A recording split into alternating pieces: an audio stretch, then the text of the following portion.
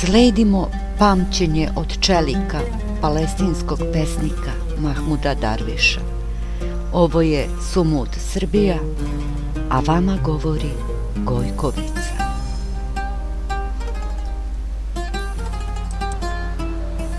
"24. februara 1949. godine na Rodosu je potpisano privremeno primirje između strane koja se naziva Izraelom i Egipta, Sirije, Jordana i Libana sa druge strane.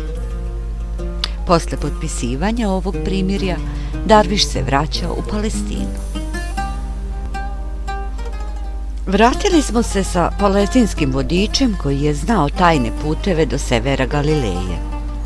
Ostali smo kod prijatelja dok nismo otkrili da naše selo, Albirva, više ne postoji. Povratak nam se nije ostvario, pa smo boravili kao izbegli u jednom drugom selu na severu pod imenom Deir al-Asad. Tamo smo bili prozvani izbeglicama i bilo je veoma teško dobiti boravišne kartice jer smo ilegalno ušli, a bili smo odsutni kada su vršili popis palestinskog življa.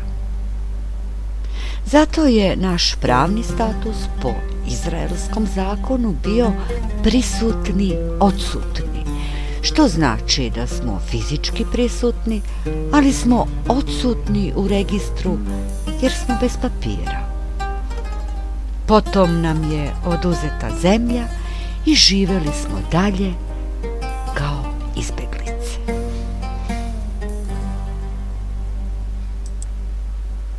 Otkrili smo da naše selo Albirva više ne postoji.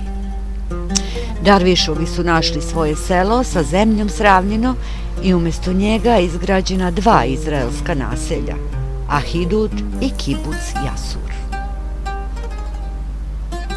Povratak nam se nije ostvario. Doslovan prevod, stilski neprimeren, a veoma tačan.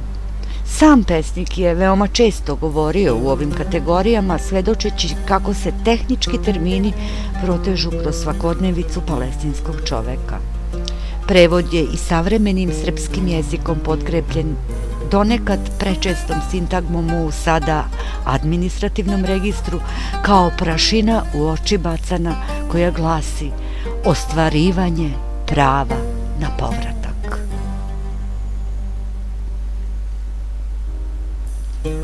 Boravili smo kao izbegli u jednom drugom selu na severu pod imenom Deir al-Asad.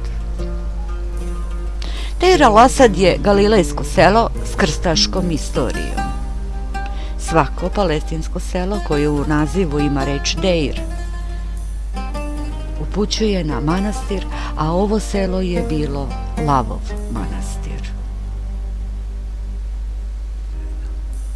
Potom nam je oduzeta zemlja i živjeli smo dalje kao izbeglice.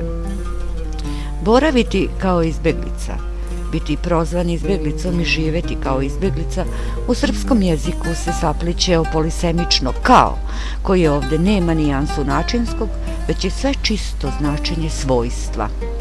Veoma je važno za razumevanje Darvišovog kao doslovno razumeti i živjeli smo dalje kao izbeglice, budući da se taj deo palestinskog identiteta počeo graditi od trenutka prozivanja izbeglicom.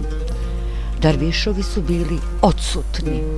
Iako su odsustvo i odsutnost od ključnih reči Mahmudove poetike, ovdje je neophodno ukazati i na njihov izvor, na potonji takozvani pravni status razbežanih pred haganskim odredima. Koliko god nezgrapno zvučalo, dečak i njegovi nisu bili odsutni iz registra, već odsutni u registru. Izbrisani u državi Sloveniji nisu isto.